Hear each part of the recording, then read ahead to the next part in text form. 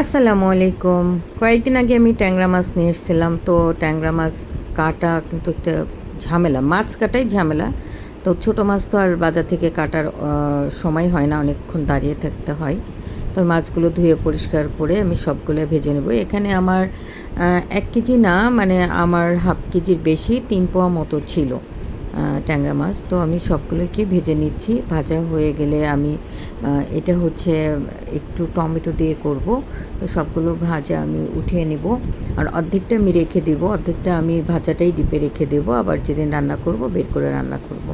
তো পেঁয়াজটা আমার এখানে লাল লাল হয়ে গেলে আমি এখানে খুব বেশি তেল ইউজ করব না, অল্প তেলে কাজ সেরে নেব।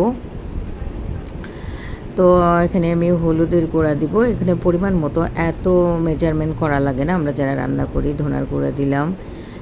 দেন এটা আমি একটু ভালো করে নেড়ে চেড়ে একটু সামান্য আধা চামচ দিব আদা বাটা, রসুন বাটা এবং পেঁয়াজ বাটা, যেটা সবসময় আমাদের থাকে। এরপরে আমি এখানে পেঁয়াজ বাটা আর একটু বেশি দিলাম, তাহলে একটু গ্রেভি হবে। আর ট্যাংরা মাছ খেতে কিন্তু মজাই লাগে, ছোটো মাছের টেস্টটা আলাদা। পানি দিয়ে আমি মশলাটা ভালো করে কষিয়ে নিলাম। মশলাটা ভালো করে কষানোর পরে আমি ঢেকে দিয়েছিলাম।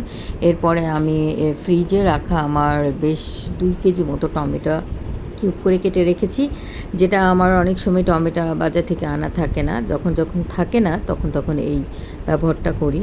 এরপরে আমি ভালো করে মশলাটা কষিয়ে নিয়েছি এবং যখন তেলটা উপরে উঠেছে এবং আমার টমেটোটা পুরো গলে গিয়েছে, তখন আমি দেখলাম যে না, ফাইনালি এটা আমার হয়ে গেছে। এখন আমি ট্যাংরা মাছগুলো দেওয়ার সময় হয়েছে। আমি এক এক করে ট্যাংরা মাছগুলো দিয়ে দিচ্ছি। ট্যাংরা মাছ দেওয়ার পরে আমি হচ্ছে হ্যাঁ, আমি কিন্তু লবণ আগে দিয়ে দিয়েছিলাম, মশলার মধ্যে একটু লবণ দিয়ে দিয়েছিলাম। ওটা ভিডিওতে দেখা যায়নি, স্কিপ করা হয়েছে। লবণ ছাড়া তো আর রান্না যাবে না, লবণ দিয়ে রান্না করতে হবে।